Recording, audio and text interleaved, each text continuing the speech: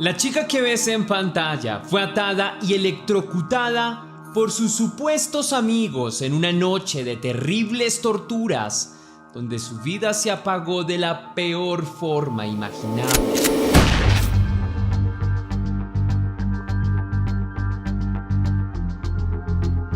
Antes de iniciar con el video de hoy, quiero enviar un saludo muy especial y cósmico a Loli, que me escribió gracias.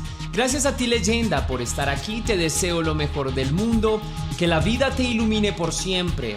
Tu amigo Tesla te envió un abrazo cósmico e inmenso. Te deseo una feliz y hermosa semana. Ahora sí, la pregunta del día de hoy es: si tu familiar fuera un criminal, ¿lo encubrirías o lo denunciarías? Déjame tu respuesta y por favor muy honesta en la caja de comentarios.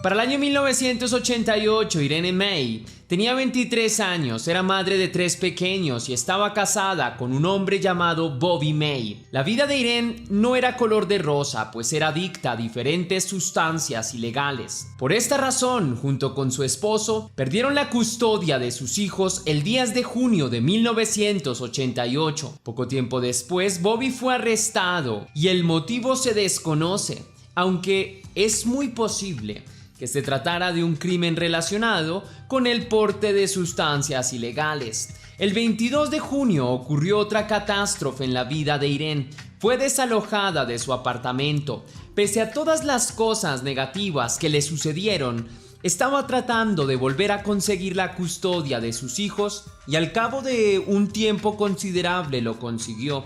Desafortunadamente para ella, todavía no había conseguido un lugar en el cual vivir. En esa búsqueda, una amiga suya llamada Cheryl Ann Bakerly permitió guardar en su casa varias de sus pertenencias.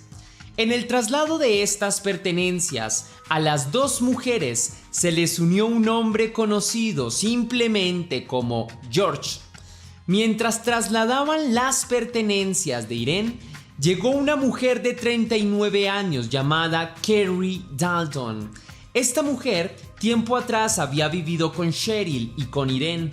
En aquel momento acababa de salir de la cárcel y cuando llegó al apartamento de Cheryl le gritó, pues decía que la mayoría de sus pertenencias, es decir, de las pertenencias de Irene, en realidad eran de ella. También le mencionó a su amiga que desde hacía tiempo le habían robado joyas y que sospechaba de Irene. Cheryl la tranquilizó y le dijo que trataría de encontrar las joyas robadas. Luego de esto, Cheryl abandonó el apartamento. Entre tanto, Cheryl, Irene y George terminaron de trasladar todas las pertenencias de Irene.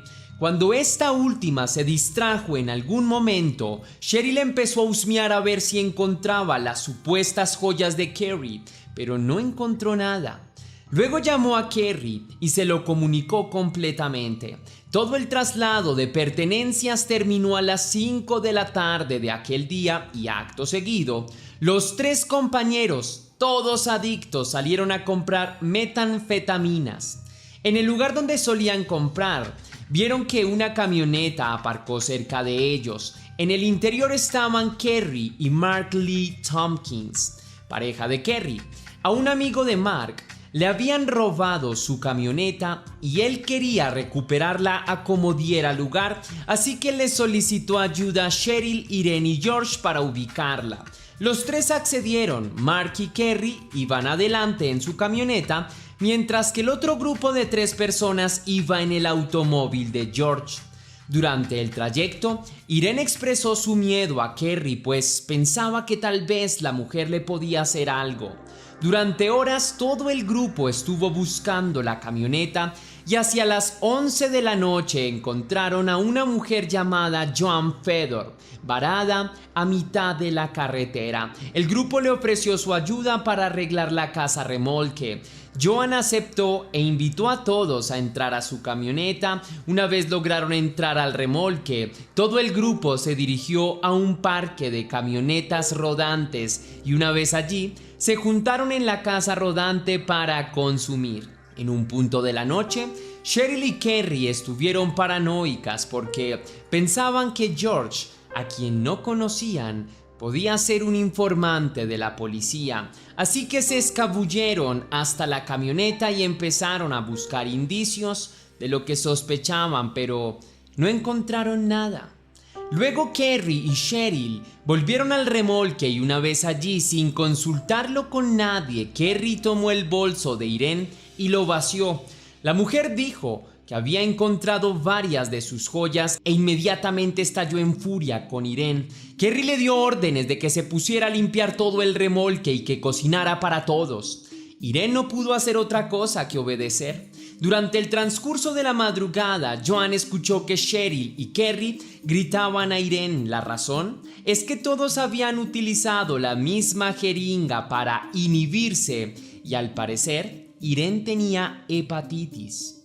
En consecuencia, las dos mujeres habían exigido que Irene hiciera más tareas en el remolque. Incluso cuando las primeras luces del día empezaron a destellar en las ventanas del remolque, se le exigió a Irene que hiciera desayuno para todos. Después de que todos terminaron de desayunar, Irene ayudó a Joan a vestir a sus dos hijos. Luego Joan se apiadó un poco de la joven y le ayudó a lavar los platos. Mientras hacían esta actividad, Irene le confesó a Joan que temía profundamente por su vida y que incluso estaba pensando utilizar un cuchillo para protegerse de Kerry. Joan le brindó información a Irene sobre cómo podía salir del parque de camionetas rodantes y llegar hasta la avenida. Luego de esta confidencia, Irene le pidió ayuda a Joan con algo. Aquel día tenía que reunirse con un trabajador del servicio del bienestar infantil. Le dio el número y le pidió que por favor le dijera que no podría presentarse a la reunión que tenían el 27 de junio. Sobre las 11 de la mañana, Mark y Cheryl se ofrecieron a llevar a Joan y a sus hijos hasta un centro penitenciario en el que estaba recluido su novio. Una vez llegaron hasta la cárcel, Joan le dijo a Mark y Cheryl que ella volvería por su cuenta y que no la esperaran.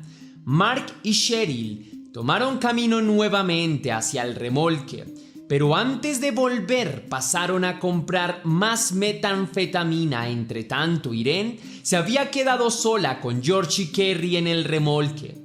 Hacia las 3 de la tarde, Mark y Cheryl llegaron al remolque. La primera al entrar fue Cheryl. Al interior se encontró con algo totalmente extraño. Atada a una silla y cubierta por una sábana estaba Irene. En ese momento entró Mark y le dijo a George que salieran un momento. Cuando Cheryl y Kerry quedaron solas, Kerry le dijo a su compañera que Irene había tratado de escapar y que ella simplemente la había capturado y la había atado a la silla. Luego Kerry llevó a Cheryl aparte y le mostró varias jeringas llenas de ácido para automóviles. En ese momento Kerry le dijo que el asesinato de Irene era inevitable y que si ella no colaboraba, Mark la mataría a ella. Si Cheryl contribuía en el asesinato de Irene, podría salvarse a sí misma. Cheryl no quería hacerlo, pero temía por su vida, así que accedió. Kerry le dio las jeringas a Cheryl y ambas llegaron al lado de Irene. Irene gritaba que por favor no le hicieran nada y rogaba por su vida en forma desesperada. Cheryl iba a inyectar la jeringa con el ácido de cualquier forma, pero Kerry le dijo que se la inyectara a través de las venas, que así moriría más rápido. Cheryl trató de hacerlo, pero era incapaz de encontrar la vena. Kerry entró en cólera, le arrebató la jeringa y ella misma se la inyectó. Sin embargo, ella tampoco acertó en la vena, por lo que el ácido no tuvo el efecto deseado.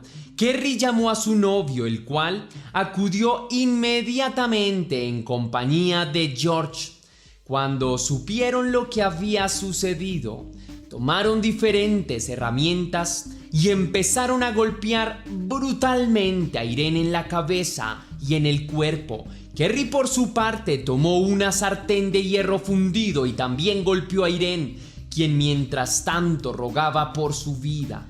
Al ver que todos estos golpes no conseguían acabar con la vida de Irene, el grupo tomó cables que conectaron a una fuente de poder y empezaron a electrocutar a la indefensa mujer sin ningún tipo de piedad. Pero esto tampoco fue suficiente para asesinarla. En consecuencia, Mark tomó un destornillador y empezó a torturar a la mujer. Luego le propinó varias puñaladas que finalmente acabaron con su vida y su sufrimiento. Puesto que había sangre por todos lados, el grupo se puso a limpiar tan minuciosamente como pudieron para que no quedaran evidencias de lo que había ocurrido. Luego Mark y George envolvieron el cuerpo de Irene en una alfombra y lo subieron a la camioneta de este último. Más tarde condujeron varios kilómetros hasta la reserva nativa americana y una vez allí empezaron a desmembrar el cuerpo de Irene. Cada parte fue enterrada en una zona distinta de la reserva, lo que naturalmente más tarde dificultó el hallazgo del cuerpo para las autoridades competentes. Mientras Mark y George ejecutaban esta tarea, Joan volvió a casa sobre las 5:30 de la tarde. Cuando llegó encontró a Cheryl y Kerry limpiando el piso, algo que le pareció muy extraño. Joan conocía bien su casa y sabía que ésta siempre estaba desorganizada, pero lo que encontró le sorprendió inmediatamente.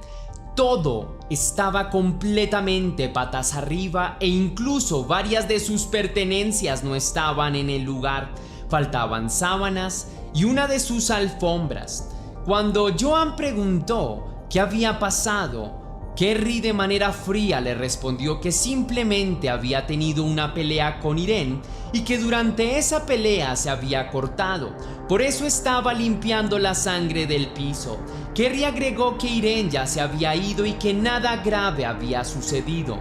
Joan, no contenta con esta explicación, se puso a examinar su remolque y encontró en un bote de basura una almohada totalmente cubierta de sangre. Joan tenía miedo y rabia, pero prefirió no decir nada por miedo a que pudieran hacerle algo. Sobre las 8 de la noche llegaron al remolque George y Mark. Los dos hombres estaban totalmente cubiertos de polvo y a Joan le pareció que incluso estaban un poco salpicados de sangre. Joan no me dio palabra con ellos y por fortuna, menos de media hora después todo el grupo abandonó el remolque. Así que apenas el grupo se alejó, Joan se puso en contacto con las autoridades y denunció un robo. Mientras la policía llegó al sitio, Joan encontró el cuchillo con el que habían apuñalado a Irene. Este tenía salpicaduras de sangre y cabellos que a simple vista pertenecían a la mujer. También encontró varios manchones de sangre en toda su casa. Cuando el oficial de la policía llegó, no prestó demasiada atención al testimonio de Joan, en gran medida porque era evidente que la mujer había consumido sustancias ilegales y que no hablaba de manera coherente. Por lo tanto, el oficial restó importancia a todo lo que la mujer había dicho y aseguró que no había manchas de sangre en el remolque y que aquella mujer simplemente estaba paranoica. Luego George desapareció por completo. Mark y Kerry pensaron en diferentes planes para eliminar las evidencias. Incluso se había planteado quemar el remolque de Joan, pero puesto que la mujer tenía 2 hijos pequeños, prefirieron no hacerlo. En algún punto Cheryl dijo que Kerry le había sugerido matar a Mark. Cheryl naturalmente no aceptó, pero siempre temió por su vida, pues pensó que Mark y Kerry no dudarían un segundo en asesinarla. La desaparición de Irene la reportó el trabajador social que trabajaba en la custodia de los hijos de la mujer. El hombre dijo que había tratado de localizarla por todas partes y que nunca la había encontrado, algo que a todas luces era sumamente extraño, pues la mujer había luchado por obtener nuevamente la custodia de sus hijos de manera ardua y constante. Poco después vinieron las denuncias de desaparición de Bobby May y de otros familiares de Irene. Bobby había salido de la cárcel antes del asesinato de Irene y se había encontrado con ella. Sin embargo, después de ese encuentro nunca más había logrado localizarla y a todas las personas a las que les preguntaba, nadie le daba una respuesta. Durante los primeros meses desde la desaparición de Irene May, las autoridades se dedicaron a buscar indicios de ella, pero no encontraban absolutamente nada. Cuando Joan se enteró de que había una mujer desaparecida, le pidió a la trabajadora social encargada de velar por la seguridad de sus hijos que reportara unos hallazgos extraños en su remolque. Joan le mostró una fuente de energía rodeada de sangre y otros manchones en su casa. La trabajadora social cumplió con la tarea y varios investigadores llegaron hasta el remolque de Joan y una vez más dijeron que no habían encontrado absolutamente nada, en una completa ineficacia por parte de los investigadores. A finales del 88 se le preguntó a una amiga en común de Cheryl y Kerry si pensaba que las mujeres estaban implicadas en la desaparición de Irene. La mujer dijo que estaba convencida de que sí. La mujer accedió a participar en una llamada controlada por las autoridades para ver si podía extraerle información importante a Kerry. Aunque las autoridades nunca permitieron que la información trascendiera, dijeron que la mujer había revelado algo importante. En adelante, las autoridades competentes estuvieron tras la pista de Cheryl. Sin embargo, necesitaban más detalles para poder incriminarla. En 1991, las autoridades llevaron a cabo un operativo de búsqueda del cuerpo de Irene, primero en la reserva de nativos americanos y luego alrededor del remolque de Joan. Naturalmente, en este punto, la información que brindaba Joan les parecía más importante a los investigadores y se la tomaban con mayor rigurosidad y seriedad. Fue así como ese mismo año médicos forenses llegaron hasta el remolque de Joan y esta vez sí encontraron varias manchas de sangre. Sin embargo, la sangre era insuficiente para que revelara el ADN de la víctima. Durante ese mismo año, las autoridades recibieron el informe de un hombre que había escuchado una historia de cómo Mark, Cheryl, Kerry y un hombre llamado George habían asesinado de manera brutal e inhumana a Irene. Luego de esta confesión se le pidió a Joan que identificara a las personas que habían estado esa noche en su remolque, luego de la desaparición de Irene. La mujer sin problemas y sin titubear demasiado pudo identificar a Mark, Cheryl y Kerry. A George, por su parte, nunca fue hallado. Con esta información, las autoridades capturaron a 3 de los 4 implicados en 1992. La primera en ser interrogada fue Cheryl. La mujer se enteró de que una llamada incriminatoria había sido grabada y no tuvo más remedio que empezar a confesar. En primera instancia, la mujer dijo que no sabía quién estaba debajo de la sábana, pero después aceptó su participación en el asesinato y la tortura de Irene May. Gran parte de la reconstrucción del asesinato proviene del testimonio de Cheryl Baker. Algunos otros detalles han sido tomados de testimonios de Joan y de Mark, quien también reconoció su culpabilidad y mencionó que había desmembrado el cuerpo de Irene May. Pero Kerry, por su parte, se defendió en todo momento y dijo que ella era inocente y que tanto Cheryl como Mark habían inventado esa historia para incriminarla a ella, quien en todo momento dijo no tener nada que ver ni tampoco haber participado. Sin embargo, varias veces durante su estadía en prisión, Kerry habría afirmado su participación en el asesinato de Irene a varias compañeras de celda y a otras compañeras que estaban fuera de la cárcel. Todos estos testimonios fueron recibidos por las autoridades. Algo que siempre levantó sospechas sobre Kerry es que la mujer cambiaba su versión de los hechos. A veces decía no saber nada de Irene y otras veces decía que se había ido del país con su novio. Su alegato de inocencia caía por el peso de sus contradicciones. Durante un tiempo más, las autoridades se dedicaron a encontrar el cuerpo de Irene para poder inculpar de manera más sencilla a los presuntos culpables. No obstante, este cuerpo nunca fue hallado. Mark les indicó a las autoridades la reserva en la que habían enterrado las partes del cuerpo. Sin embargo, como las habían enterrado en distintas partes, encontrarlas era una tarea casi imposible. Pese a esto, la audiencia en contra de los 3 implicados empezó en 1995. En el juicio aparecieron innumerables testimonios, incluido el de Joan. Sin embargo, un testimonio que descolocó a todos los presentes fue el de Bobby, quien dijo haber visto a Irene en julio. Su asesinato habría sido presuntamente el 26 de junio, por lo que era extraño que él dijera eso. La fiscalía mencionó que era muy común que las personas que consumían sustancias ilegales, especialmente metanfetaminas, tuvieran visiones. La defensa de Kerry argumentó en todo momento que era muy posible que Irene siguiera viva.